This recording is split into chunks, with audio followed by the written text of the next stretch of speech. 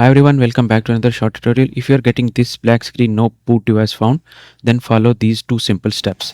First, press F2, enter to the BIOS setup, then boot sequence. Under boot sequence, you will see all your hard drives. If the wrong device hard drive is on top, then make necessary changes. Shuffle the drives, correct drive on top, and then click apply and exit. Your system will reboot and see for the result if it's fine. Okay, if not, then again press F2, enter into the setup, and then again boot sequence and boot list option, change legacy to UEFI, then click apply, exit, and after this restart your system will work perfectly. As you can see now, my system booted up perfectly and now it's working fine. So that's it for today. See you in the next video.